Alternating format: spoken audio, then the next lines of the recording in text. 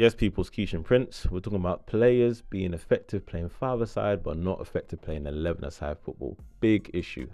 A lot of players that I've seen growing up with brilliant five-a-side players, and they never came up to do anything 11-a-side because of a few reasons. And we know, or probably seeing players who are five-a-side, Ronaldinho, that play like him, got all the footwork, they got their hair moving. But when it comes to 11-a-side, they're moving like Costello from Master League. You understand me? Different player. You've got to make sure, if you're a very technical player and you're trying to have a future playing 11-a-side, that there's certain things you need to get into your DNA, or should I say your football DNA, from now. So we're going to talk about 5 to 6 things that could be the reason why some of you struggle to translate from five-a-side to 11-a-side football. Number one will be, straight off the bat, is tactical demands. I've seen 11-a-side players go further than a technical, individual, brilliant five-a-side player without the same level of coordinated team IQ. An 11-a-side player has far more complex tactical understanding than the five-a-side player. Why? Because obviously, let's think about it. You have to be aware of your positioning, on and off the ball, when the ball's on the other side, when the ball's on your side. There's obviously roles and responsibilities, the team structures, and how they, how you can influence your teammates as well. And therefore, five-a-side promotes a lot of individual brilliance, which is not a problem. But if you're trying to translate to 11-a-side, you've got to get your IQ up. And this is where I found out a lot of five-a-side, these five-a-side players, I don't know if some of you guys know it, these technical ones, they will come up with the most excuses why clubs don't want them, or politics this, politics that, politics this, politics that. And 9 out of 10 is down to what I just said. It's tactical. They don't understand how to play in the system. If they're going to get on the ball, they're doing too much, and they don't know when to use their feet that they're doing five-a-side. They do it in the wrong areas of the pitch. All right, so tactical demands is one. Second one is the physical demands. Again, players cover more ground. Obviously, the intensity, the challenges are different.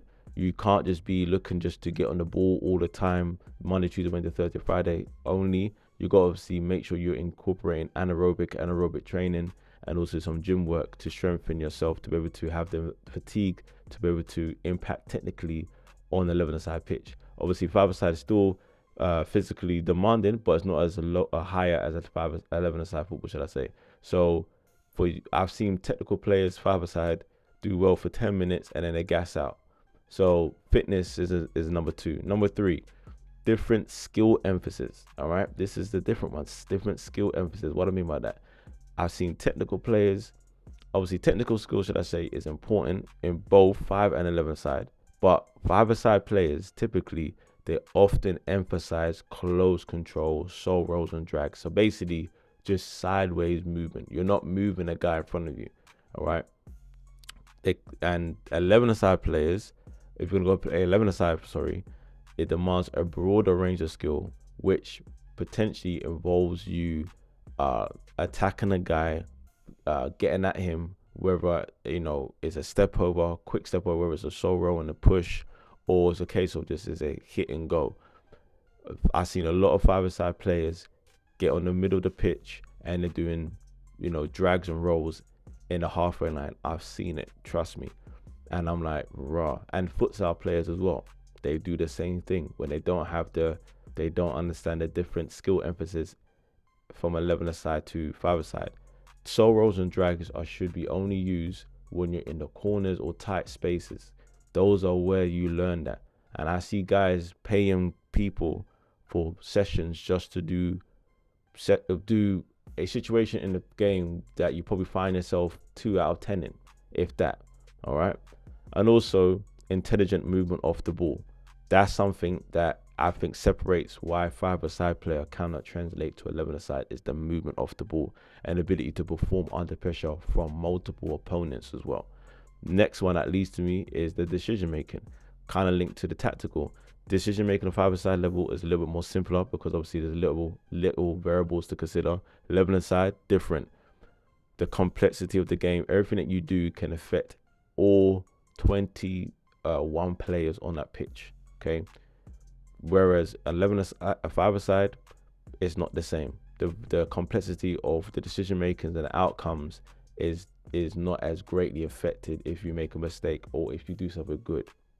For example, at 11 aside, it requires you to be quicker and make a more uh, precise decision making under greater pressure, should I say. So this is where I see a player that they may have the technical ability, for example, but they lack the decision making. Okay, decision making and IQ is like the glue to your skill. Without your skill, it looks nasty and it becomes irritating. But if you can match your IQ or decision making with the skill, it becomes pleasant to watch and see. I love dribbles. I love people taking on players. But when you're doing it at the wrong time, it becomes irritating. Then the next level is the psychological factors. All right, playing in front of a larger crowd, that's the biggest one. Higher stakes than 11 aside, big one. Media screwing, media getting cussed out in the media, all that sort of stuff. Some players can perform better in 11 aside, 5 aside, just because of the fact that the environment is less pressured. And that's another thing that I've seen.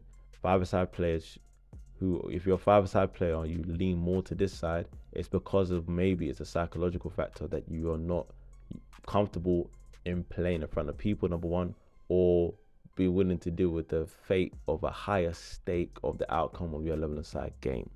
And I've seen that as well, where guys will, panic under pressure. I'm talking 5 aside players. And obviously, there's quite a few other stuff, like, for example, space and time.